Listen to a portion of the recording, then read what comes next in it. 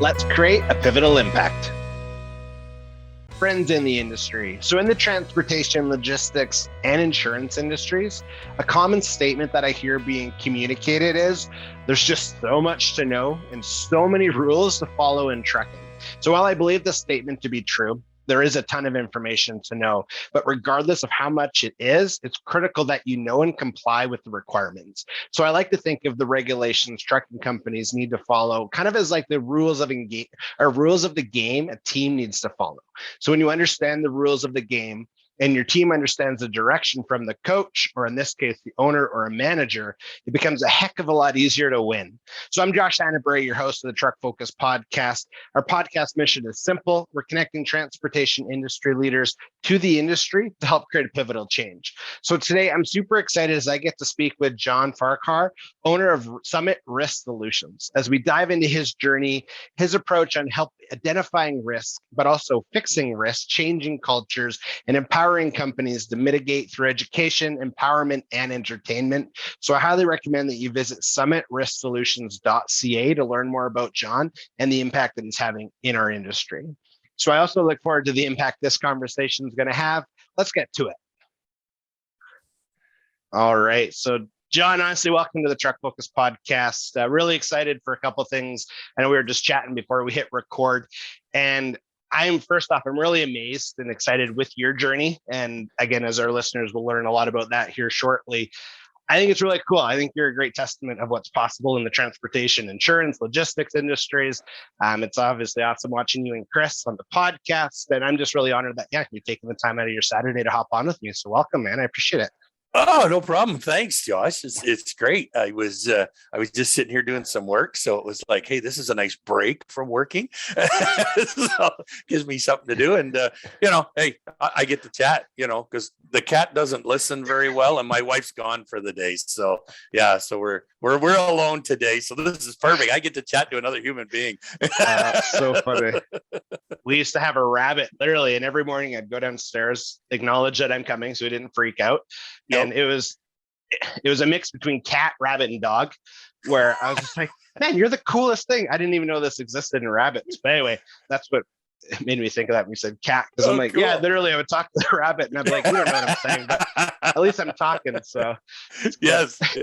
Oh, so give us a quick rundown. Well, I don't know if quick is the right word. Give us a rundown of who is John and highlight some of your experience in transportation, logistics, insurance, all that good stuff. Sure. So, let's start from the beginning. I was born in no, not that far back. Let's come a little bit further ahead. So anyway, but I started my transportation career as a driver. I'll be honest here and let you know that I was driving tractor trailer at about 14 years old. I had spent a fair bit of time living with my grandparents, and my grandfather owned a tractor trailer. My uncles had them, and my dad as well. But my grandfather said, "Look, if you're gonna be able to be a truck driver one day, you got to know how to drive truck now." So he put me in a big truck, and it's probably one of the funniest stories I got is with my grandfather. So when I think I was about 17. I was getting geared up to go for my driver's license at 18 for my Class A. And my grandfather had this big white Road Commander cab over, okay? Like, it's darn near 8 feet wide inside. And he climbs up in the passenger side. I'm up in the driver's side, and we're getting all geared. And I'm, getting familiar with what's going on. And I've driven this a couple of times, as well as some other trucks. And he just looked over at me, and he goes, "Now, son, I want you to understand, I don't want you nipping a gear. You nip a gear and you're going to hurt." And I'm thinking, you're way over there. Like, how are you going to? No, this is not possible. So anyway, we get started. I get 2 gears in, and I nip the third gear. And all of a sudden, I felt a smack in the back of my head. And I'm like, what in the heck? And I look over. Well, in the bunk, the bed is here. He's got a broomstick tucked down in the bed, and he reaches up when I wasn't looking, and he smacked that broomstick on the back of my head. I'll tell you, I never nipped another gear after that. So, but yeah, man. So that was kind of the start of my trucking career. It was a painful start, let's say. Yes. But yeah, I drove truck for several years.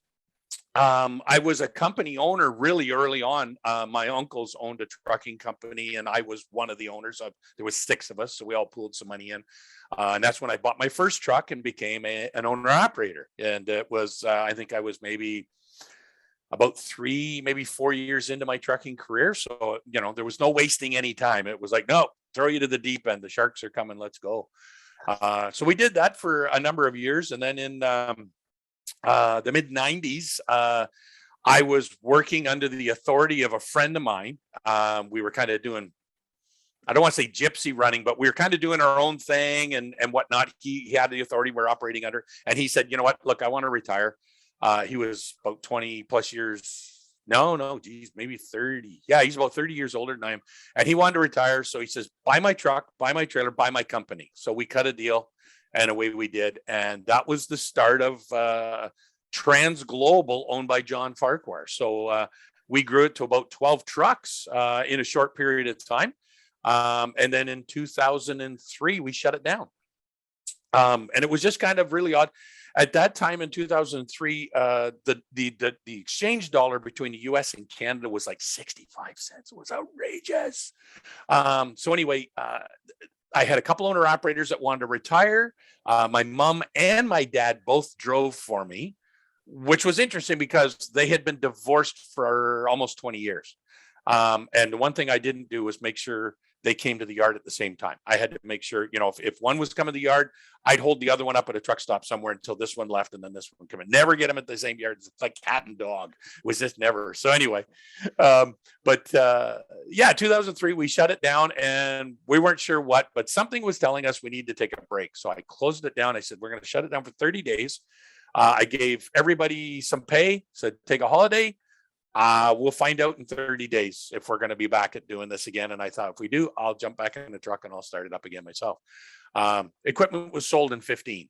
I had people come around and go, hey, why is the truck sitting in the yard? What are you doing? How come you're not working? I said, I'm not sure what I'm doing yet. Something's going on, just weird things in the industry. And I'm taking a break. And you want to sell that truck? You want to sell that trailer? Sure. Everything's for sale for a price. So it was all gone in 15 days. And at the end of the 30 days, we had no equipment. So we thought, okay, I guess we're going to do something different. And we kind of just took a few weeks after that 30 days to decide what to do. My wife came to me with the bank book, and I kind of looked at it and went, wow, there's a lot of money in there. Who'd you forget to pay? And she's like, no, that's all ours. That's all ours. So I said, oh, best money I ever made in trucking was getting out of trucking. So nonetheless, I had a few friends call me up who I had done freight with back and forth. We had, load brokered between each other and whatnot in our respective categories. And they said, hey, you were managing the safety side of your company. Could you come help me? I'm really struggling over here. I don't have driver files in place. I need to do some hiring and road testing and stuff like this. Can you give me a hand? I said, sure. And that was the start of the consulting side of risk management. And that's kind of where we jumped on board. And then I did that for about 2 years. And I was helping one of the clients, a good friend of mine at the time. I was in managing their safety department and helping to tweak their operations. And they were up for an insurance evaluation, right? The insurance company come in looking to renew insurance and wanted to see. And this fella who I didn't know comes in, does the evaluation, and we go through this for a couple hours and yada, yada, yada, yada. And he goes, wow, you really got your ducks in a row. You know what you're doing. I said, well, short story. I've been doing this for this long and da-da-da-da-da. And anyway, so he says, wow, hey, great job, and then let it go. And I didn't think any more of it. And I think probably a couple of months later, I get a phone call from this fella. And he goes, yeah, I'm part of the team here at Zurich Insurance, and we're looking to hire some more risk people. And I threw your name in the ring, and I thought maybe you might be interested. And I thought, I guess, maybe, I don't know. Let's see what it's about. So then went for an interview and, a little bit more. And next thing you know, I'm working for Zurich Insurance. And it was kind of cool at first. I got thrown in the deep end. I had some good mentors, I'll grant it that, but it was kind of a short training process to get going. And then, my gift of gab and my ability to interact with any people really helped to, when talking to other trucking companies. So the 3-month mark, like all large corporations, the 3-month mark is they kind of bring you in, do that evaluation, right? And say, we like what you're doing. Any thoughts? And I'm going, your training program sucks. And they're like, what do you mean? What do you mean sucks? I said, well, you hired me on, and I said the first couple of weeks you helped, but then it was like you're free to the wolves. And I'm like, I really could have used some more. I had to reach out to the team to get some ideas, and then I've had to take and create my own. And you've got all this great data behind you, but you're not using it. And I kind of complained a little bit, but I didn't complain bad enough to get fired. What happened was I complained enough that they said, oh, well, would you like to build our training program then? And I'm like, oh shoot, wrong thing to say. So anyway, but nonetheless, so yeah, we got involved. And then I was with Zurich for 7 years. And during that 7-year period, I went from being a field rep to a team leader, to the manager, to the national transportation manager for all across Canada. So I did all the hiring and training and mentoring.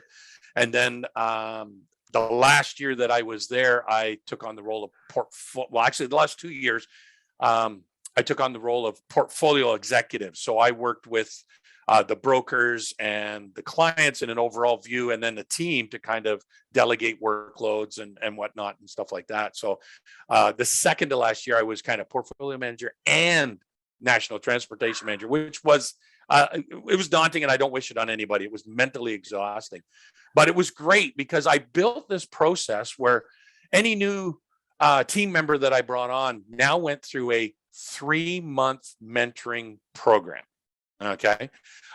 Where you were hooked at the hip with me, and then I would put you with other people on the team.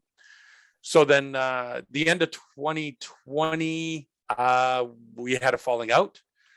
There was a lot of US banter, but nonetheless, it was a great company. Don't get me wrong. Love Zurich. They were a great company. But decided to take a break and was going to take 3-4 months off. And I was at that time a big snowmobiler. So the plan was I'm going to snowmobile for January, February, March and enjoy life. And shortly after I left, I got a phone call from somebody within Zurich that was no longer there. And they said, hey, we're looking to start this program up at another insurance company. We want you to come on board. So that was the beginning of the Guarantee Company. And we built everything that they had for commercial automobile transportation insurance. They didn't have anything. We built everything from the ground up, took everything that we had learned with Zurich and built and whatnot and elaborated and even made it better yet again, because now it was ours. We were the team that was brought together to make this something that, so it was a once in a lifetime opportunity. And then unfortunately, and I really say unfortunately, the Guarantee was bought by Intact Insurance. So the company that we thought we were all going to retire at after 7 years turned into something else. And it just was a direction that I wasn't interested in. I wasn't comfortable with. And so I decided I didn't want to stay and I moved on. And so May 2020, we left that company and took another holiday, but there was no snow at this time, so I couldn't go snowmobiling. So I thought, well, what do we do now? So my wife and I thought, well, let's go back to our roots. We've always been an entrepreneur. There's a lot of need in the industry for what it is we bring. Let's see what we can do. And hence, that's when we started Summit Risk Solutions. Took it to a new level. So what Summit Risk Solutions does is we specialize in risk evaluation. So we work with a lot of insurance companies, insurance brokers. They'll refer us to their clients to do risk evaluations. The insurance companies we work for, most of them don't have a risk team per se. So they're looking for somebody to go out and get a snapshot of this operation before they decide to bind the business or partner with that carrier and whatnot. And then we're also now working with a number of captive groups to kind of help everybody be accountable and whatnot. So yeah, that's where we are. So here we are, now into April 2022, and life's not doing too bad. Hey, Josh here. Just a quick interruption of John and I's conversation is I really want to encourage you to visit summitriskSolutions.ca and see how they can be of service to your journey. So I've included the link in the show notes. Let's get back to the episode. Oh, you hit so many good points with your journey. Well, when you say journey, and some people think, well, that's great. Well, it's been a very bumpy, rocky journey. There's no doubt. But you know what?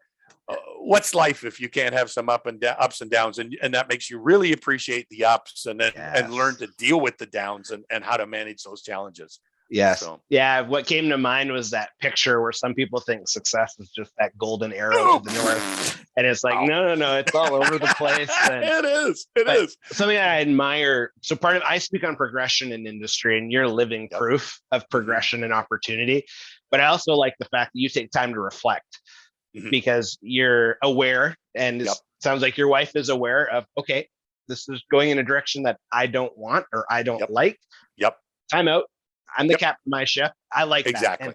I think that is a key takeaway too. So before I backtrack though, because you hit so many good points, where do people go to visit Summit Risk Solutions? Well, we have a website. It's summitriskSolutions.ca. We've got lots of great information on that website. My task is to try and share as much information as I possibly can, to get you a little better educated. It'll help you get to know us. There's a big bio about me. We have strategic partners on that page, and then resources and all kinds of great information. You can also reach me at john@summitriskSolutions.ca. And then feel free to blast my phone with text messages or phone calls at 226-802-2762. That's all posted on the website as well. So that's the easiest way to get a hold of me. Okay, good. Yeah, and I'll make sure to include that in the show notes because I think that's really important. Appreciate it. Oh, absolutely. Cool. Yeah, and I think just again for our listeners that are interested, to learn more, but more so, I need help. And you hit 9 things that I actually need help with. So now they know how to get in contact with you. So that's really important. So it's interesting with your backstory too, because it kind of, you had more trucks than I had. But that's a very similar path that I had when I was 21-ish. Was a best friend of mine at the time, and we bought a trucking company. Sweet. And we that's one way to word it. I use term to say painful education, but yes, very much so. Yes. Oh man, but I think that. Well, I'll ask the question: does that feed your empathy when you're working with carriers? Because you know what it's like to try and from grassroots figure it out. It does, one of the biggest things that I've seen as a challenge. So interesting enough.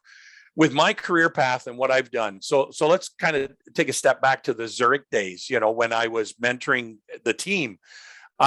We hired a number of people with zero transportation experience. One fellow was very young. His dad was a truck driver. So I guess I shouldn't say zero trucking experience, but he'd never driven himself, right? And then we had a couple other people that had never driven, but they were involved in the industry one way or another. But what was interesting was, when you sat across the desk from a trucking owner, safety management, and you're trying to do this assessment or valuation of their risk to be able to report back to the insurance company, and then you're trying to offer them assistance or guidance, advice, recommendations on things, the first thing they look at you and go, what do you know about trucking? And when you can start going, oh, well, like today now, I actually just, had a client visit last week. And one of the questions was, well, so what's your background? Like, what brings you here? What makes you think Summit can show us what we're doing? And I said, okay, well, I'll try to shorten this as quick as I can, but it's still going to take 5 minutes, and I just kind of went through the story. I've driven truck. I've owned trucks. I've been an owner operator. I went to company owner. Own my own consulting firm, worked for some major insurance companies, and now operate my own consulting firm again. So, after I get done that, most times, and I've said, I've been in this industry now 40 years.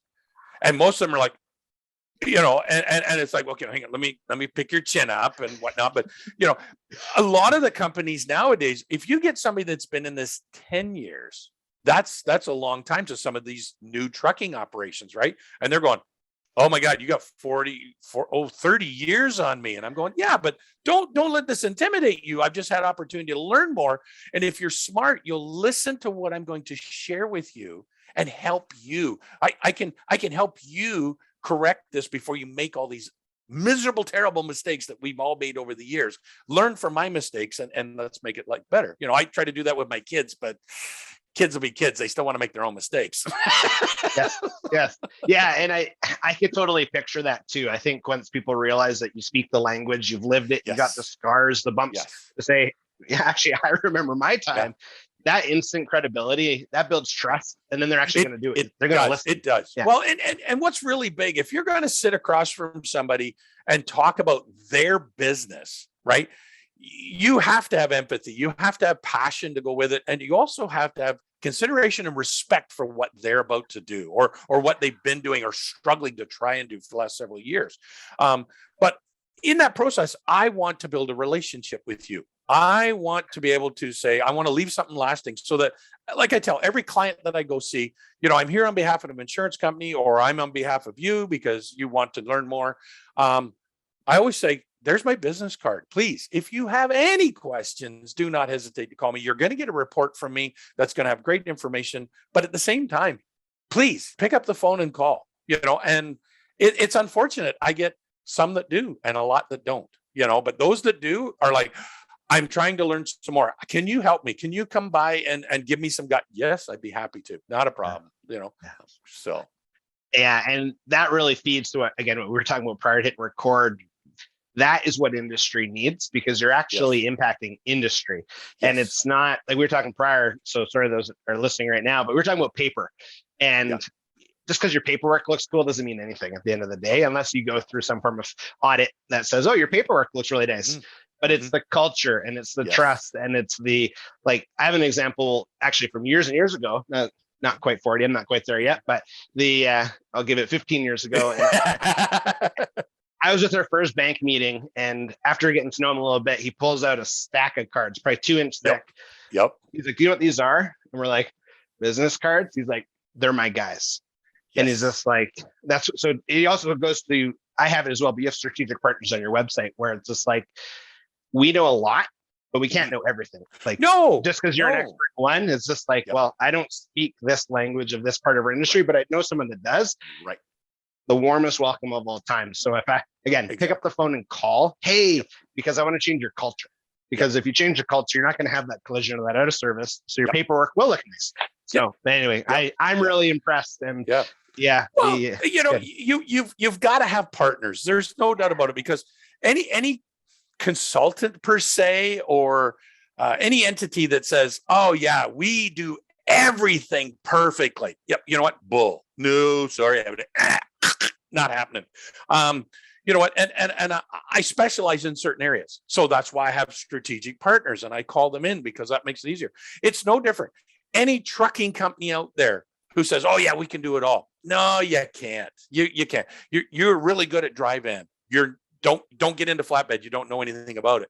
But what I really love to go is when I meet people and they're having issues, whether it be with their losses or with their carrier profiles, I'm going, you might be really, really good at moving freight from A to B, but you're not very good at stopping these violations from happening or having these crashes, because you're specialized over here. So let people that are specialized in other areas come in and help you to critique these other areas, and you'll learn, but you'll never be a specialist in everything. It's, as they say, a jack of all trades, a master of none, right? So it's trying to be realistic in what you do. Yes. Yeah, that's great advice. And you'll see those, like you can have a tandem axle international hauling down the highway, and you got load bars in the back, and then they're going to hook up to a flat deck, and they're like looking at the load bars, looking at something that needs straps and chains. It's like, yeah. It's really sad. I remember back in the day, years ago, JB Hunt, I don't know if they still do it or not, but JB Hunt, Schneider does it a little bit, got into the tanker business. Okay. Right. Okay. And it was funny because JB Hunt got into it for a little while. I remember that, but it would be funny because you'd see that exact thing. You'd see a tractor with load bars strapped on the back of the bunk pulling a tanker. And you'd go, what's he going to do with those? So, and it was funny because I remember years and years and years ago, the joke was, another Schneider driver died. He died in the tank because he drowned putting the load bars into place. So, it was really sad, but nonetheless, again, it's like stick to what you're good at, Yes. So prior to my current life, I came from the equipment industry. And that when I got into health and safety, that was the number one complaint. As a third party, that's why I paint the picture of load bars and a flat deck. Yep. Is they literally are like asking, well, where's your chains and boomers I can use? And we're like, you're going from Calgary to Ontario. You got to use your own. And it just, again, it's it's a sad but funny analogy. So yeah, it's crazy. It is. When did you meet Chris then? Because I wanted to briefly talk on the Trucking Risk and Insurance podcast, which I think is another awesome outlet for our listeners. So anytime we talk about name drop something, I always include the link. Sure. Yeah. How did you meet Chris, and how is the podcast journey going together? I have known Chris for several years. I'm trying to remember. I can't remember the first time we met because I know we did, but I was doing some consulting for a client, helping them try to get some paperwork into play and compliance stuff and whatnot. And Chris was the insurance representative. He was with Old Republic at that time. I'm thinking back around 2004, 2005, something like that. And he actually came in on behalf of the insurance company and was looking at some stuff. And, it was really cool because he had, he was like, yeah, this is good stuff. You got here, good stuff. And, here's a couple of suggestions. Oh, that's a great idea. Yeah, I never thought of that. Let's put that into play. And that's, I think, I remember when we kind of really had met each other then. I know we'd met somewhere before, but nonetheless, that was probably one of the key areas. And then I joined Zurich just shortly after that time period. And then we had crossed paths at different functions, conferences, get-togethers with insurance companies. They all hobnob and ooh, whatnot. But so we crossed paths and whatnot. And then he had stepped out on his own. I think he's been on his own now 8-9 years under Safety Dog. And it was like, wow, okay. Like it was a surprise to see him leave the insurance world to start his own thing. Usually people retire from the insurance world and then start their own thing or something, whatever. But nonetheless, he took it and went with it. And it was like, wow, this is awesome. So during my days in the insurance world, when somebody needed somebody that could provide some training services, some consulting services, whether it be safety, compliance, risk management, whatnot, Chris was one of my go-tos. It was like, you get a whole Safety Dog. This guy's good. He can provide this part of this. Because the downfall with the insurance side is I work for the insurance company. I'm out here to evaluate you and assess you on behalf of my employer. Unfortunately, I can't extend any further services because, I'm so bloody busy seeing all these other clients that we have. I can't get into it with you. And it was unfortunate because a lot of times it was like, I could really help you with this, no problem. But I can't. So we would refer other consultants and whatnot. And, I always had a list of 3 or 4 guys and, would say, these are the guys. This guy can help you out. This guy can help you out and whatnot. And Chris was always one of those top 3 guys.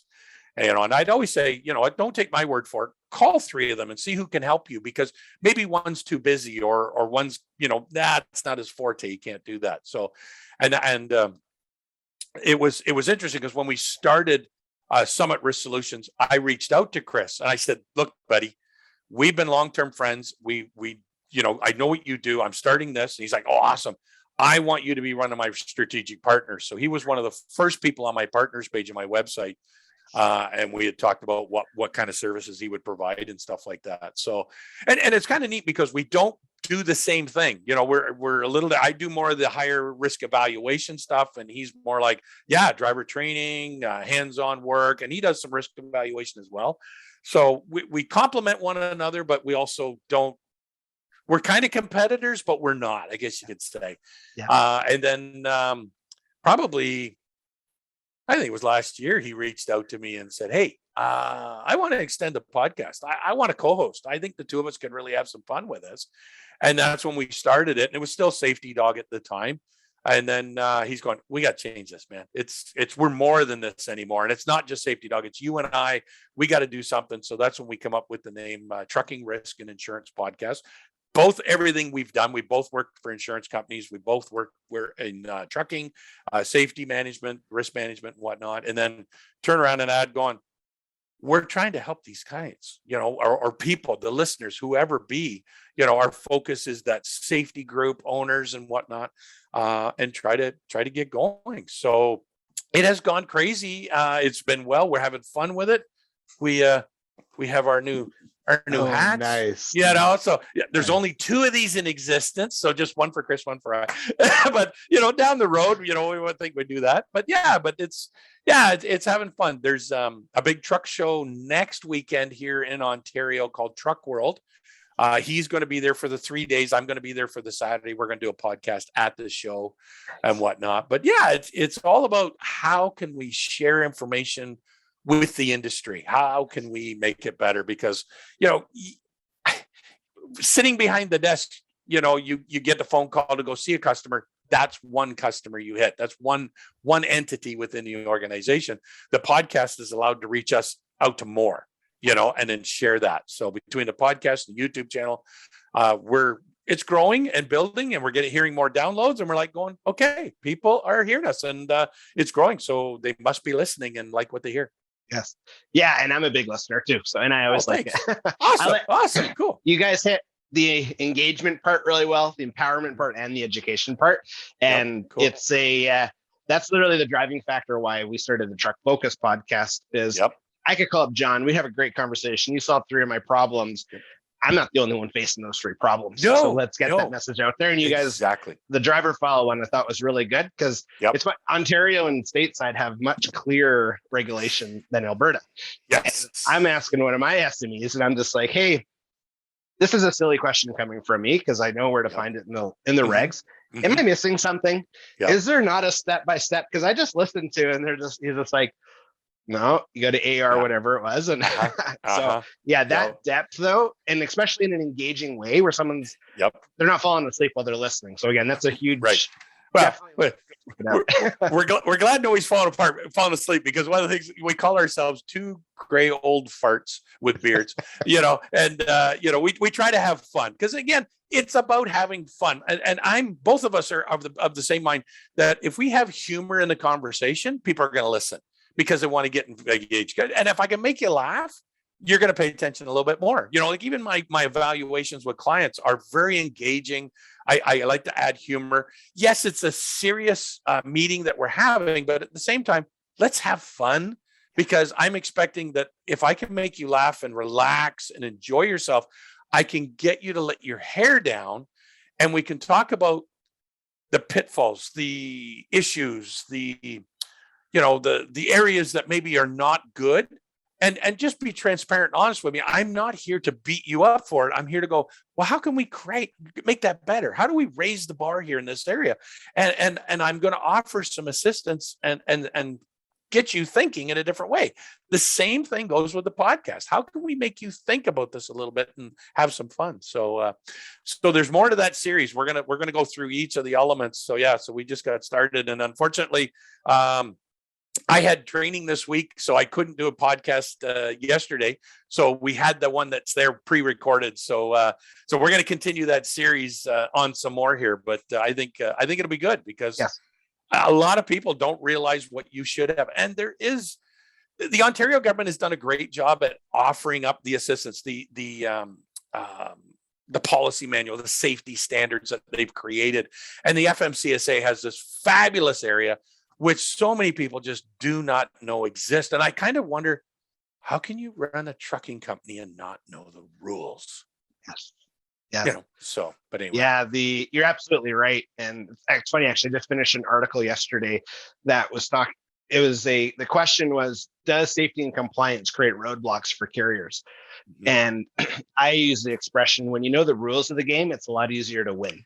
Yes, you're not cheating. Very much so. You're winning because you understand how do you make your business as prime and optimal as possible within the boundaries that are laid out in the law. So but you're absolutely right. When someone's asked, I'm in a lot of trucking Facebook groups and I'm kind of like, no, that's incorrect. And I'm mindful how to correct people because you got to obviously be mindful and respectful, not to embarrass, but it's like, no, you can't drive 19 hours a day because it's snowing. Like, sorry.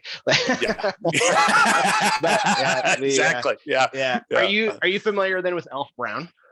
I am. Yes. Actually, Alf is part of a group called, bear with me. The company name that he is part of. Look, I got to go to my website to find It's it funny, here real quick. Is it It Pro? is Frontline. Yeah, Frontline Commercial Vehicle Solutions. So Alf Brown used to be tied in with the Ministry of Transportation of Ontario. He was one of the big guys. And then when he retired or left Ontario, he went to Alberta. And he became one of the big guys in Alberta with the Alberta infrastructure. And then I think when he retired, he's now tied in with Frontline. So they are one of my strategic partners, more so probably in Ontario than anything. But yeah, so Alf Brown is a big, well-known name and very, very smart guy. Yeah. Him, Alex, and Carrie with CVSA. I was just in CVSA training a couple of weeks ago. So I like when someone can take a convoluted scenario. I express it. I know they hear me. And Alex has this gift too, where I'm like, okay, you hear what I'm saying and you don't make me feel dumb for asking. You empower the question and then you teach me. Yes. And I think, again, that is I wasn't sure if you guys were connected, but that's really cool. Okay, awesome. So I've never met Alf personally, but Alex, I've been to a number of sessions. I've sat around across the table, Alex, and I've had some lunch meetings and whatnot. When I was with the Guarantee Company, we reached out to Alex and Bud. And Alex does most of the traveling and the training and whatnot. And Bud, I think, stays in Ontario. Bud's the more comical of the two, to be honest with you. But Alex, very smart guy, and both of them deep backgrounds in CVSA training. Yeah. So they're very, very smart guys. So yeah. No, they're good people. So the one of I call them a staple question, something that you've touched on a few times. I just like to clarify. Sure. But when we're talking legacy and impact, and so when I think of legacy, it's not when I'm dead. Legacy is you have a conversation, you leave. What was I intentional in creating an impact? Right. You're a phenomenal, for me now, mentor of that, because again, as I listen to you more, I'm like, okay, I trust what John says. And I listen to you and Chris like at least once a week. So you've mentioned it a few times, but what is your overall goal when you're thinking about the impact you're having on industry, on clients, on insurance? Is it, I want them to remember this key piece? Are you that deep in what you want people to remember? Because you're very engaging, you make it fun, you make it empowering, but are you processing that in your own way when you're going to that meeting? I want them to know these three things, or is it just, we'll see when we get there, and then you just naturally kind of make that happen? Yeah, it's more about, I don't have any preconceived notions of what I want to make sure everybody knows by the time I walk out of the door. I'm more, we're going in, we're going to evaluate the operation. And I get right down to finding out who are the players in the company, so I can get to know who they are at the table. What is your role? Like a perfect example would be one that I went out to see, Monday. On Monday, I went out to see a customer, husband and wife that run it. I met in their house, in their living room, just a small fleet, about 10 power units and whatnot. And I really wanted to know who was doing what and what, so that when I had my conversation with them, I made sure to look at the person that I wanted to really engage with, right? Because it was like, there's no sense looking at the husband because he has nothing to do with the accounting side. So I need to talk to the wife, and kind of make that happen. But it's knowing who the players are and then finding out the pitfalls that they're having to deal with, right? Because every company is different. A lot of the recommendations I may offer may be very similar from one company to the next. But what's interesting is how that item, that deficiency that they're dealing with, how they're going to have to get that implemented is going to be different. Might be the same recommendation every time. Might be, you need this type of training. This let's call it XYZ training for everybody. And it's the same training for everybody, but how you implement it is going to be different because of the culture of your organization and how you treat your drivers versus how somebody else treats their drivers. So my goal is to make sure that when I'm in there, I want to walk away and make them go, wow, I just got a lot of great information. And I'm hoping now that you're going to be thinking about How do I implement this? How do I make this happen? And as I say at the end of all my meetings with clients, regardless of who you are, and I don't just do trucking, I do municipality work, school bus operations, small car fleets, or passenger vehicle fleets and whatnot. Whatever it is, I want to be able to walk away and say, you've got my business card. You've got my number. If you have any questions whatsoever, or if you've jotted down but forgot what I was talking about, don't be afraid to pick up the phone, send me an email, give me a call, send me a text. I'm more than willing to help out. That's what I want to do. The whole end goal is to make the industry a better place. Now, I know I'm one little guy in this big, huge pond of trucks, and we're not going to change the whole industry. But if I can change a few people, and then you can change a few people, and Chris can change a few people, between us all working together, we might be able to make a big difference out there. And then if we can change those people can influence their drivers, their staff, to kind of create a culture that becomes very contagious in a very good way. Yes, powerful. Yeah, I like the fact that, you're focused on the people side, like we've talked about throughout. Mm-hmm. So honestly, man, I'm just super grateful. So as we come to an end, can you give us another recap of where people can go to visit, obviously, Summit Risk Solutions, as well as the podcast? Sure. Yeah. So you can reach me at John at summitrisk-solutions.ca, website being summitrisk-solutions.ca. Are the podcast, lead pedal. I want to call it. Geez, that's. Oh my God, I'm losing my mind here. Anyway, it is the Trucking Risk and Insurance Podcast, and we have a website, truckingriskandinsurancepodcast.ca. It's huge, but nonetheless, you can find us on YouTube. I believe you can Google up or search up on YouTube Trucking Risk Insurance Podcast, or even go to Safety Dog, Safety and then Dog DAWG. That's Chris's handle, and it's linked to the podcast is linked there. Or you can go to your favorite podcast provider, Spotify, Apple, whatever that is over there, and then search up Trucking Risk and Insurance Podcast, and you'll find us there. And, hey, we'd love to have more listeners and whatnot. Chime in, like, subscribe, comment. Chris does a live podcast every Monday at 1:00 Eastern Standard Time. And it's basically the hot tips of Safety Dog, pro tips and stuff like that.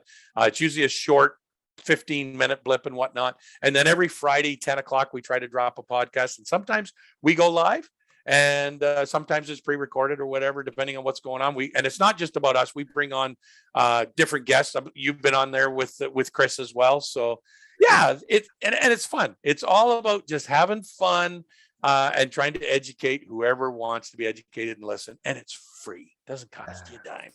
Yeah. So. Powerful, man. Yeah, John, honestly, I'm really pumped. I'm sure you can see I smile a lot and I shake my head in agreement a lot. So nothing wrong with that. Yeah. Yeah. No, I'm super grateful though. Yeah. And it's been your journey, like I said at the beginning, is really inspiring, because there is opportunity and you can pivot and you can impact people, and you can obviously do very well for your family. So really appreciate you hopping on, man. Well, thank you for having me. It's been awesome. It's great. So, but the whole goal is, how can we help more? How can we touch base? And that's our goal here, is we're hoping to grow this little company and bring some more people on board. And if we can do that, well, then there'll be two crazy buggers that are gonna talk to customers and tell them how they can do a better job. Yes. Yeah. No, and I'll help spread the word for sure. So I appreciate it. Thank cool. You. Well, thank you very much. Absolutely. Okay, man. Have a good rest of your day. But yeah, thank you again. I will appreciate it. Thanks. Take care. Bye. Hey, John, honestly, thank you so much for hopping on the Truck Focus podcast today and sharing your incredible story, but also for the impact that you're having in the lives of so many people in our industries. So today, honestly, the biggest takeaway for myself was the clarity, John, that you provided in a number of opportunities that exist in our industries, and that in order to actually pursue these industries, we have to be willing to improve, because there's always that opportunity. So thanks for that. So I highly recommend that all of our listeners go check out the Trucking Risk and Insurance Insurance podcast, and also connect with John by visiting summitriskSolutions.ca. So John, thank you so much again for hopping on. I really appreciate it. So if this is the first time you've ever checked out the Truck Focus podcast, I really welcome you to our community and to all of our dedicated listeners. I just wanted to continue to say thank you so much in your investment of time. Ask that you like this episode and share it out, as John added so much value today. As always, let's create a pivotal impact.